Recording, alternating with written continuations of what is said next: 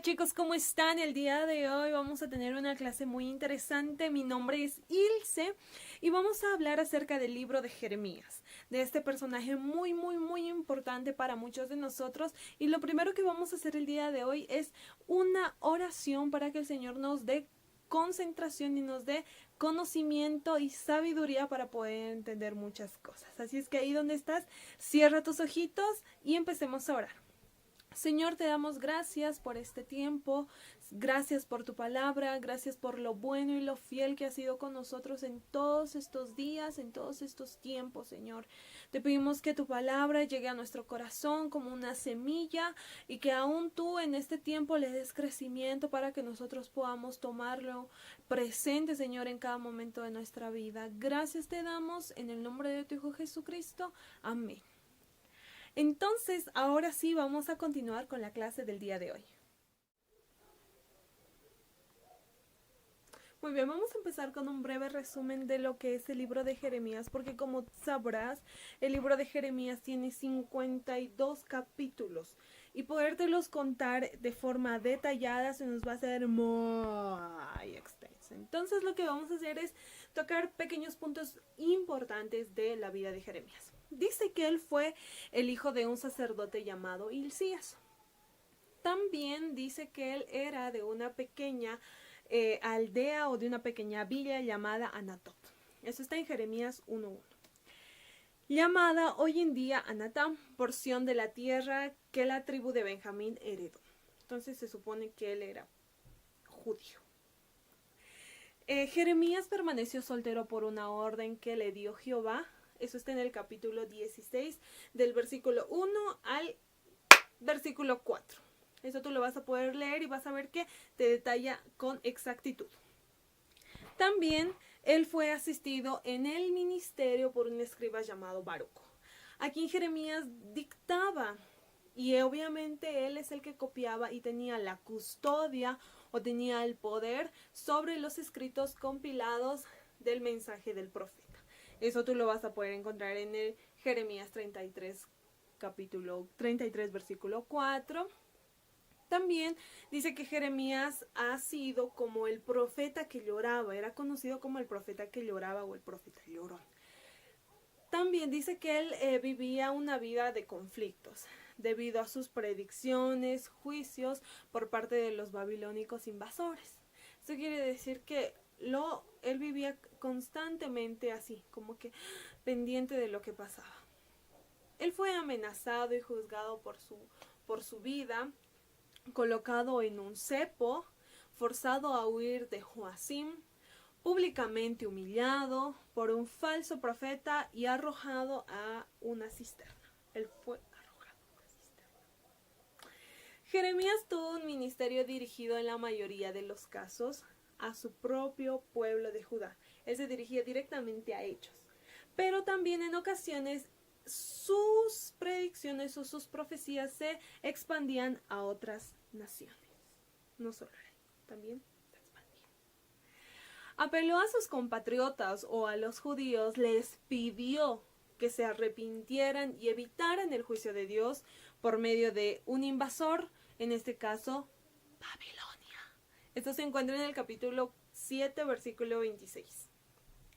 Una vez que la invasión se hizo realidad, después de que Judá rehusó arrepentirse, no quiso arrepentirse, él les rogó que no resistieran al conquistador babilonio para prevenir la destrucción total. Y eso es una orden específica de Dios, y eso está en el capítulo 27. Él les manda y les dice que no se rehúsen. También llamó a los delegados de otras naciones a que dieran oído a su consejo y que se sometieran también a Babilonia. En el capítulo 27 lo especifica. Y predijo juicios de Dios sobre varias naciones. Eso está en el capítulo 46, capítulo 51. La fecha de su ministerio, el cual cubrió cinco décadas, va desde el año 13 del rey Judá, Josías anotando en el capítulo 1, versículo 2, antes de Cristo. Allá en la caída de Jerusalén en manos de Babilonia en el 583 antes de Cristo. Esto está en Jeremías 39, 40 y 42. Después de 586 a.C., Jeremías fue forzado a ir con un remanente que huía de Judá a Egipto. Jeremías 43 y 44. Una nota rabínica dice que cuando Babilonia invadió Egipto en el 586 a.C., Jeremías fue llevado cautivo a Babilonia. Él pudo haber vivido hasta el punto de escribir escenas de conclusión del libro alrededor del 561 a.C. en Babilonia. Cuando el rey de Judá, Joacim, cautivo en Babilonia desde el 597 a.C., se le permitieron libertades en sus últimos días. Eso está en el capítulo 52, versículo 31 al 34. Así todavía vivió para entonces tal vez él más o menos tendría entre 85 a 90 años. Ahí está una breve historia o breve resumen de lo que fue el libro de Jeremías y las cosas que acontecieron o pasaron. Espero te haya gustado y te dejo con este videíto que está con gráficos para que tú tal vez lo puedas entender un poco mejor. Fue un sacerdote israelita que vivió y trabajó en Jerusalén durante las últimas décadas del Reino del Sur, Judá. Él fue llamado como profeta para advertir a Israel de las severas consecuencias de romper su pacto con Dios a través de su idolatría e injusticia. Él incluso predijo que el imperio de Babilonia vendría como el siervo de Dios para traer este juicio sobre Israel, destruyendo a Jerusalén, llevando al pueblo al exilio. Y tristemente sus palabras se hicieron realidad. Jeremías vivió el asedio y la destrucción de Jerusalén y fue testigo personal del exilio. Ahora, este libro surgió de una manera muy interesante. El capítulo 36 nos dice que después de que Jeremías tenía 20 años predicando en Jerusalén, Dios lo llamó a reunir todos sus sermones, poemas y ensayos y a escribirlos. Lo cual Jeremías hizo empleando a un escriba llamado Baruch, quien escribió y compiló todo este material en un rollo. Ahora, Baruch también reunió muchas historias acerca de Jeremías y luego unió todas las piezas. Así que esta es la razón por la que el libro se lee como una antología, como una colección de colecciones. Todo ha sido ordenado para presentar a este profeta como un mensajero de la justicia y de la gracia de Dios. Así que el libro comienza con Dios llamando a Jeremías a ser un profeta, y se le da una doble vocación. Él será profeta a Israel, pero también a las naciones, y sus palabras arrancarán y derribarán, pero también edificarán y plantarán. En otras palabras, él acusará a Israel y le advertirá acerca del juicio venidero de Dios, pero también tiene un mensaje de esperanza para el futuro. Ahora, esta introducción resume perfectamente la primera gran sección, los capítulos del 1 al 24. Es una colección de los escritos de Jeremías antes del exilio. Y la idea central aquí es que Israel ha quebrantado el pacto con Dios y violado todos los términos del acuerdo que hicieron, el cual está escrito en la Torá. Y de muchas maneras, ellos adoptaron la adoración a toda clase de dioses cananeos, edificando santuarios a ídolos por toda la tierra. Y Jeremías desarrolló la metáfora de la idolatría como adulterio y utiliza el lenguaje de la prostitución, promiscuidad e infidelidad para describir cómo Israel le ha dado su lealtad a otros dioses. Jeremías también acusa repetidamente a los líderes de Israel, los sacerdotes, los reyes, los otros profetas, todos se han corrompido. Han abandonado la Torá y el pacto, lo cual ha producido un resultado trágico: rampante injusticia social. El pueblo estaba aprovechándose de las personas más vulnerables de las comunidades israelitas, las viudas, los huérfanos, los inmigrantes, en clara violación a las leyes de la Torá. Y esto parecía no importarles a los líderes de Israel. Un lugar clásico en el que todas estas ideas se reúnen es el capítulo 7. Se le llama el Sermón del Templo de Jeremías. Los israelitas llegan al templo a adorar a su Dios como si todo estuviera bien. Pero fuera del templo están adorando a otros dioses. Y algunos incluso adoptaron la horrible práctica cananea del sacrificio de niños. Así que Jeremías hace su muy impopular anuncio que el Dios de Israel viene en juicio. Él destruirá su propio templo y castigará a Israel enviando a un enemigo del norte. Este es un ejército que Dios permitirá que conquiste a Jerusalén, y mientras lees, descubres que Él está hablando acerca del gran imperio de Babilonia. Y todo esto nos lleva a una transición en el capítulo 25. Israel no ha regresado a su Dios. Así que en el primer año del nuevo rey de Babilonia, Nabucodonosor, Dios le dice a Jeremías que anuncie que los ejércitos babilonios están en camino a Israel y a todos sus vecinos para conquistarlos y llevarlos al exilio durante 70 años. Él compara a Babilonia con una copa de vino, llena hasta el borde con la justa ira de Dios, por toda la injusticia y la idolatría de Israel. Dios hará que Israel y las naciones beban de esta copa. Ahora, este capítulo es clave para el diseño del libro, porque todo lo que sigue se concentrará en el ataque venidero de Babilonia. Primero sobre Israel en los capítulos del 26 al 45 y luego sobre las otras naciones en los capítulos del 46 al 51. La sección acerca de Israel primero contenía historias de cómo Jeremías rogaba a Israel arrepentirse, cómo les advertía hasta el último minuto, pero los líderes de Israel continúan rechazándolo.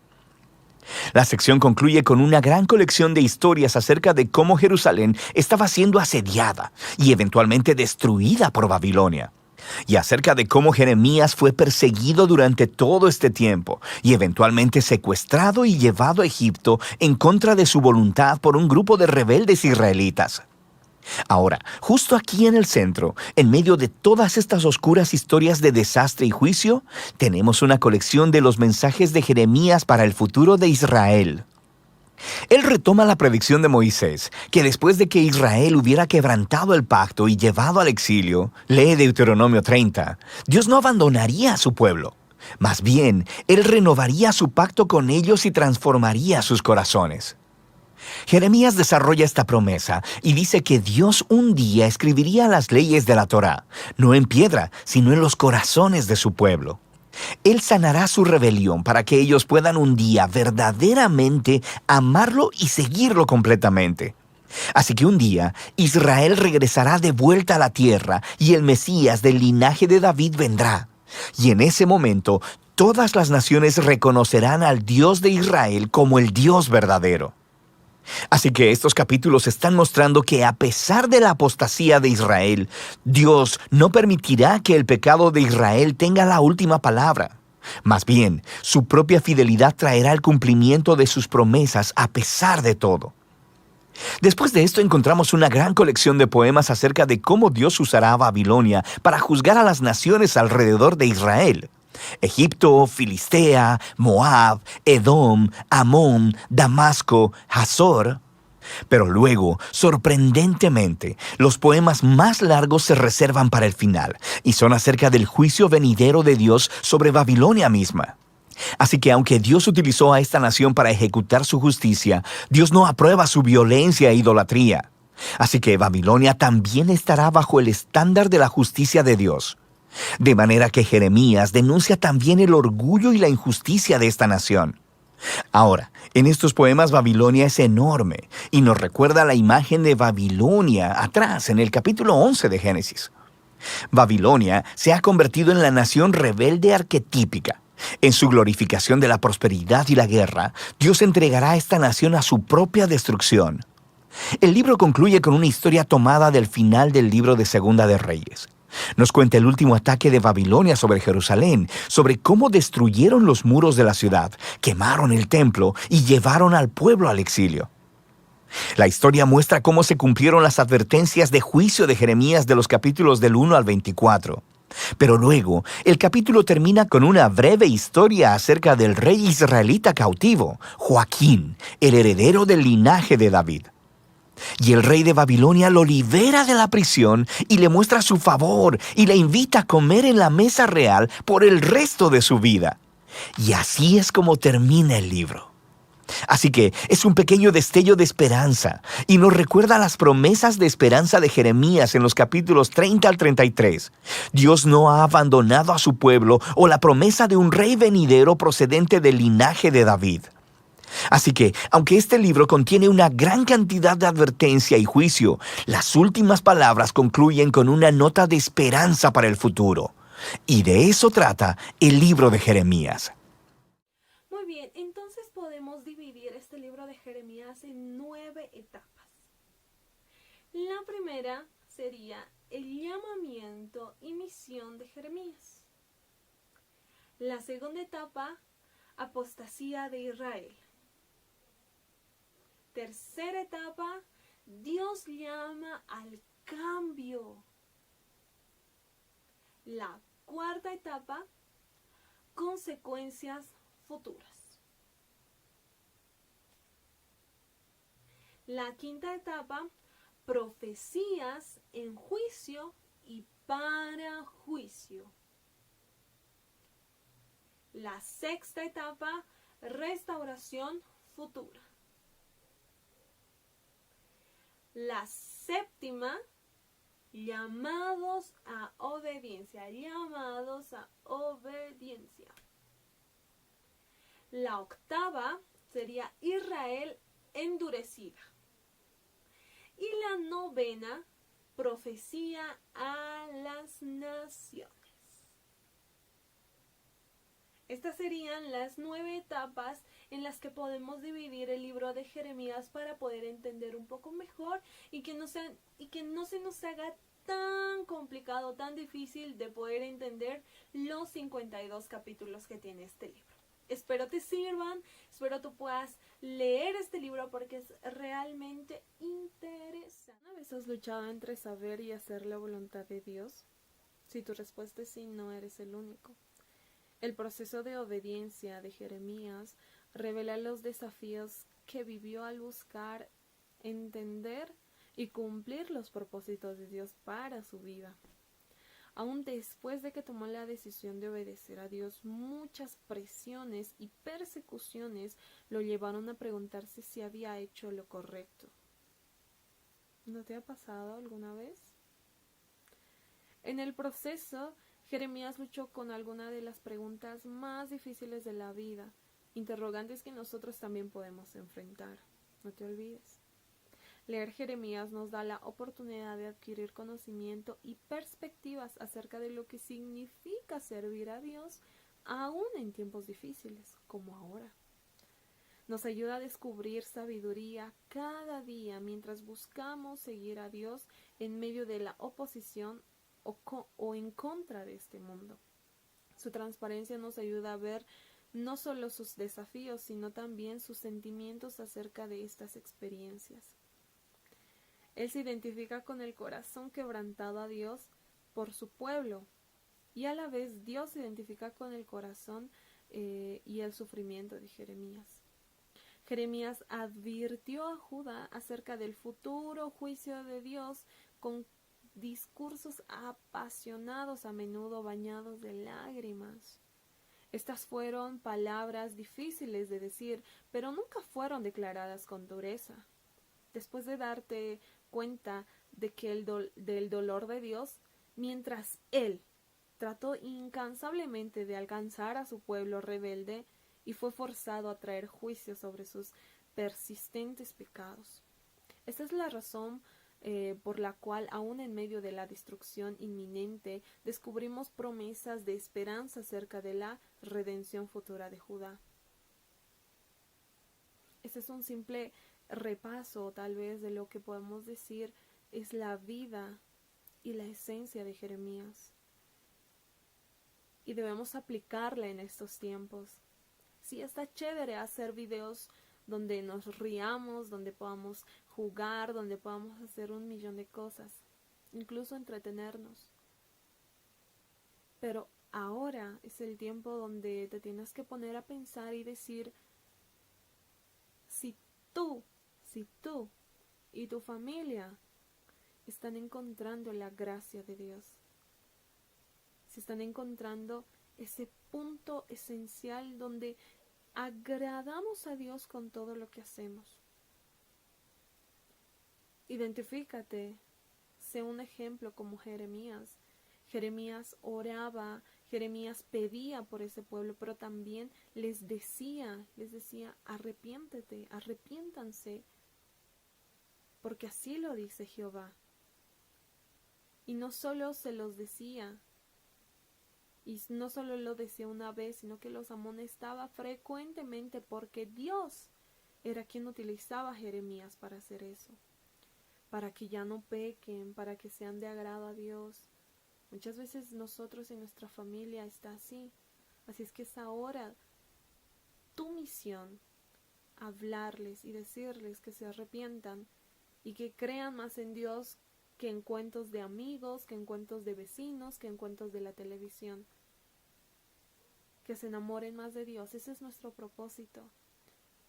Y llorar ante los pies de Dios no es malo, más al contrario, te ganas recompensa en los cielos. Dios te bendiga, espero te haya gustado. Esta clase es muy importante parecernos a Jeremías, en el sentido no de condenar, en el sentido de que nosotros debemos ser ese mediador para aquellos perdidos. Si tú estabas perdido, Dios utilizó una vida para buscarte. Si tu familia estaba perdida, Dios utilizó una vida para buscar a tu familia. Sé ese instrumento ahora tú. Que Dios te use a ti para buscar a los perdidos, porque ahora es donde nos necesita. Dice en Jeremías capítulo 1, versículo 6 al 9, y yo dije, Señor Jehová, he aquí no sé hablar porque soy niño. Y me dijo Jehová, no digas soy un niño, porque a todo lo que te envíe irás tú, y dirás todo lo que te mande. No temas delante de ellos, porque contigo estoy, te libraré, dice Jehová. Y extendió Jehová su mano, tocó mi boca, y me dijo Jehová, he aquí he puesto mis palabras en tu boca. Era necesario que te cuente todos estos capítulos y entiendas esta parte primero para decir con más autoridad el texto bíblico para tu vida. Y así es que este es el texto bíblico y se encuentra en Jeremías capítulo 1 versículo 7 y dice, y me dijo Jehová, no digas soy un niño, porque a todo lo que te envíe irás tú y dirás todo lo que te mande. Ese es el texto bíblico. Así es que no menosprecies si eres un niño, si eres un joven, si eres un anciano, no menosprecies, porque el Señor no lo hace. No menosprecia tu vida. Todos son útiles para el Señor, siempre y cuando tú quieras cambiar.